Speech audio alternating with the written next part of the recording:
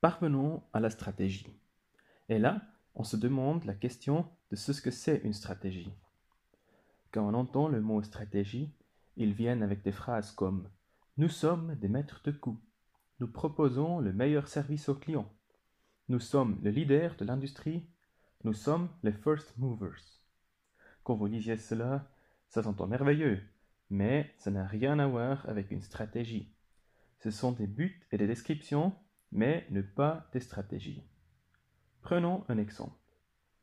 Nous sommes maîtres de coûts, alors nous produisons pour des coûts les plus bas. C'est un but. La stratégie en sus est soit A. Nous produisons aux endroits les moins chers. Si par exemple vous produisez des t-shirts et vous commencez à le faire en Italie, alors vous remarquez que c'est beaucoup moins cher en Chine et vous allez là-bas. Puis vous remarquez, oh, il y en a encore des endroits moins chers et vous allez à la Birmanie ou n'importe où, mais vous allez toujours à l'endroit le moins cher. Ou vous dites, nous jouons la carte de l'automatisation pour avoir la production la moins chère. Alors, ce ne dépend plus trop si vous êtes au Japon, en Suisse ou aux États-Unis. Mais ça dépend seulement du fait que vous comprenez comment les meilleures machines fonctionnent qui produisent vos produits le moins cher. Ça, c'est une stratégie. Restons à l'exemple des maîtres de coûts, car beaucoup de monde veut être le moins cher et avoir les prix les moins chers. C'est clair, si moi, je produis quelque chose pour des 70 francs et mon concurrent produit pour des 80 francs, alors je vais toujours gagner plus que lui. Supposons que je le vends pour 85 et mon concurrent le vend pour le même prix. Alors lui, il gagnait 5 francs et moi, comme j'ai produit pour 70 francs, j'ai gagné 15 francs. Cela se paye avec chaque pièce, même si je réclame le même, je gagnais 3 fois plus. Ben, la question se pose si nous pouvons être maîtres de coûts avec notre camp. Et vous vous souvenez, juste avant, on a fait l'analyse de SWOT. Le point fort est la Californie, et la faiblesse est que la Californie est chère. Maintenant, est-ce qu'on peut être maître de coûts?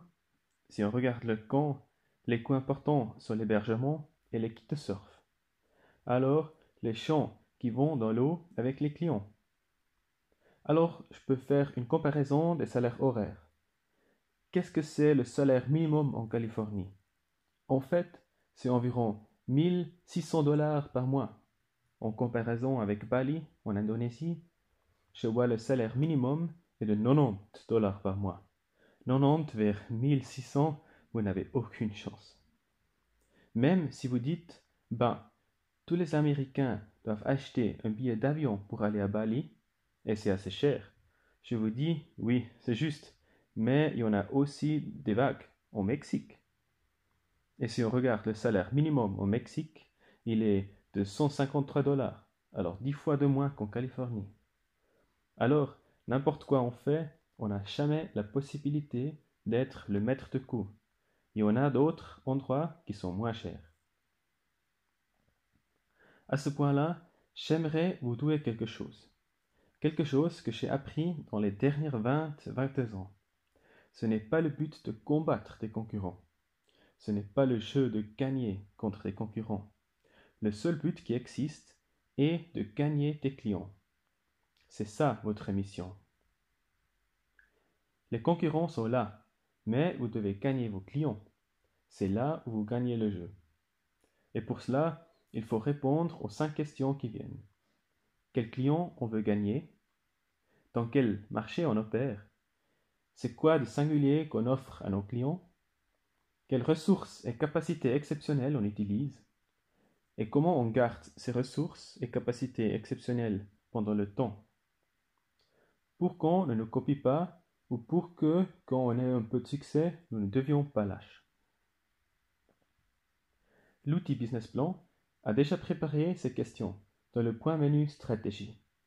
Alors, qui sont mes clients? Et avant qu'on écrive quelque chose dedans, je vous montre comment vous pouvez savoir quel client vous avez en effet. Si on pense au client de surf, je vois en premier celui qui fait du surf, le surfeur vachement bien. Bien sûr, il veut aussi aller en Californie.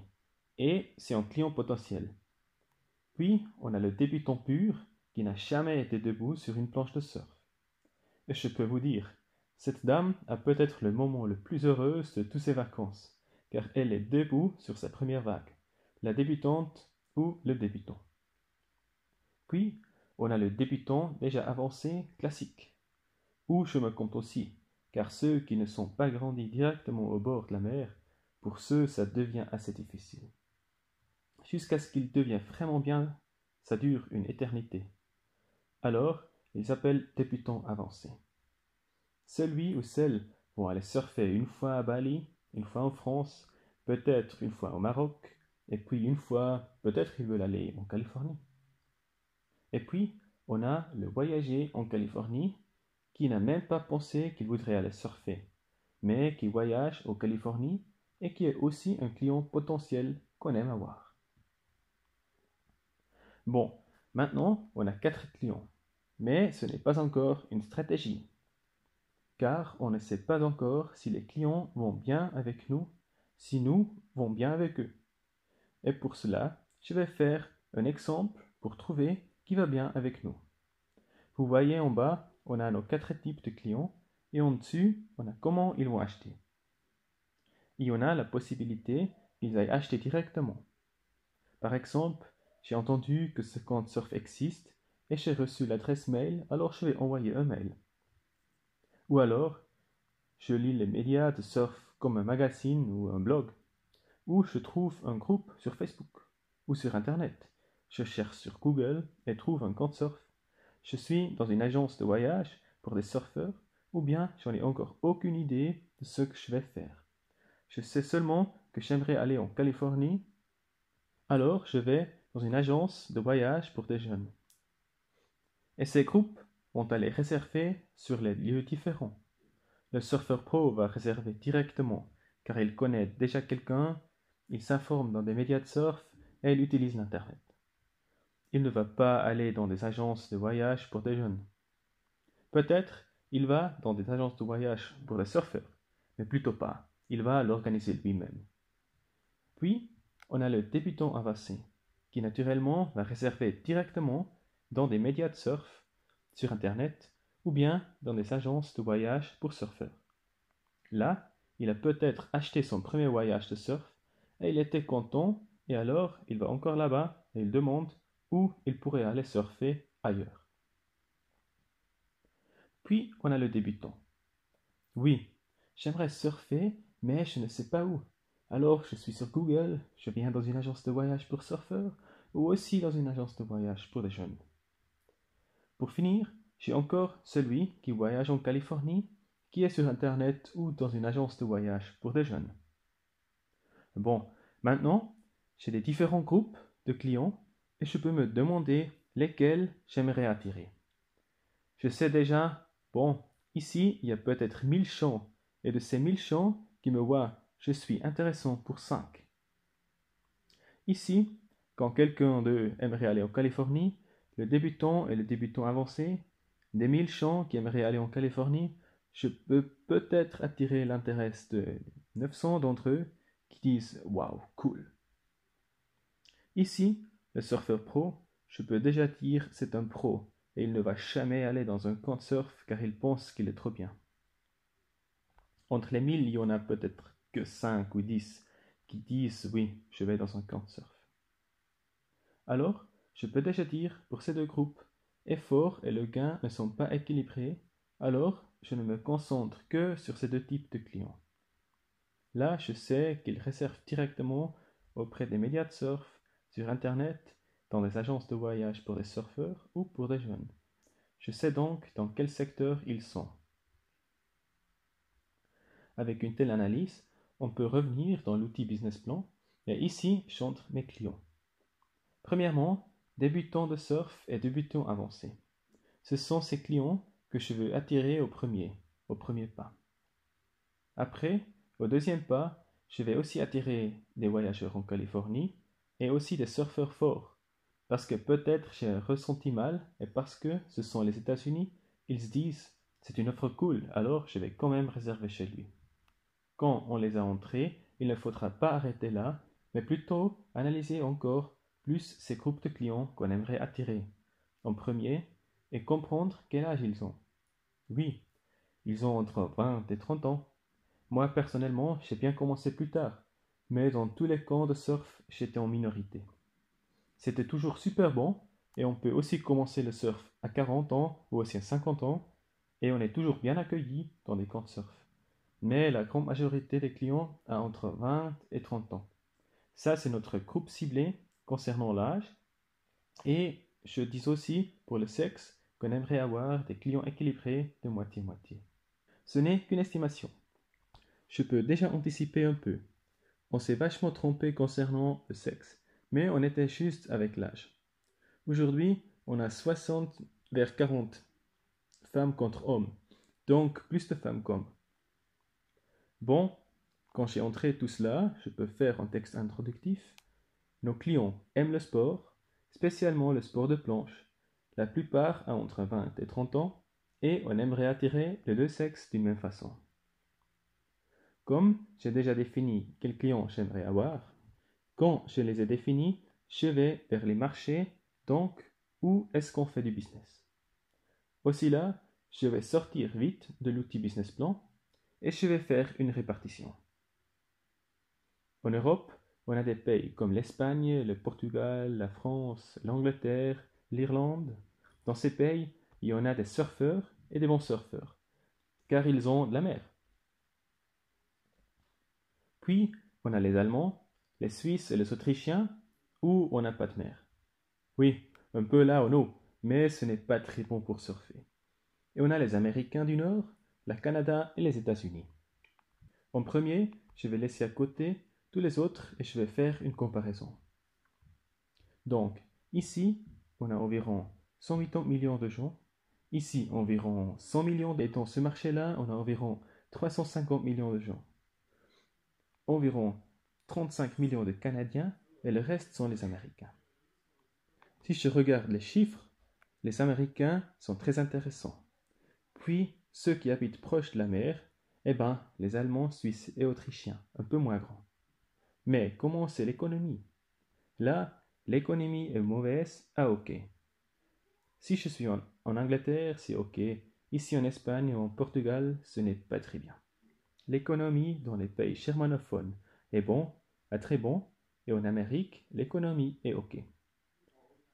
Maintenant, je peux en penser, l'économie, le nombre de gens, mais combien de vacances ils ont?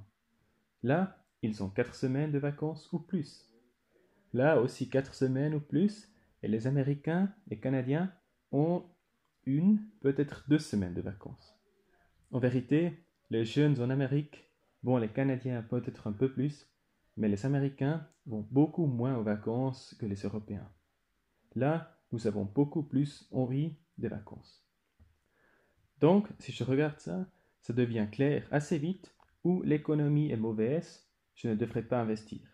Aussi car il y a peut-être beaucoup de surfeurs pros là-bas. Aussi là où les gens n'ont pas beaucoup de vacances et qui ne connaissent pas très bien le concept des camps de surf, je ne dois pas non plus investir beaucoup et donc il me reste ça qui est assez intéressant. Car ici, avec 100 millions de champs, il y en a encore assez. L'économie est bonne, on a beaucoup de vacances et on connaît le concept des camps de surf. Donc, pour les marchés, le marché est plus grand pour des camps de surf et actuellement en Allemagne et la Suisse. C'est ça notre groupe ciblé principal.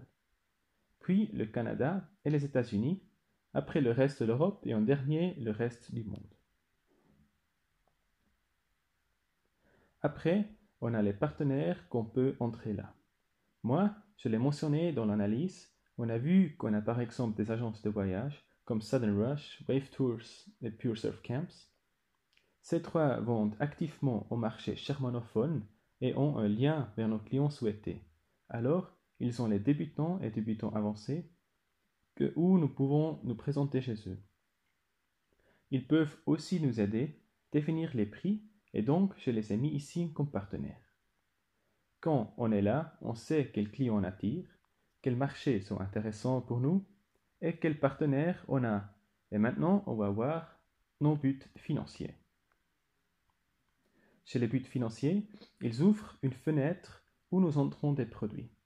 Par exemple, ici, on a un produit une semaine partagée, donc quelqu'un peut réserver une semaine de camp de surf. Les vacances de surf ou aussi les vacances en général ne sont pas soumises à la TVA. C'est bon pour nous, donc il ne faudra pas inclure ça. On sait déjà au début qu'on a un produit premium, car on est cher. Donc des choses comme de l'escompte et des rabais on ignore. On ne les veut pas. Et puis, il faut estimer combien de ces produits on va vendre. Donc en 2016, on estime qu'on vend 50 voyages de 999 francs chacun.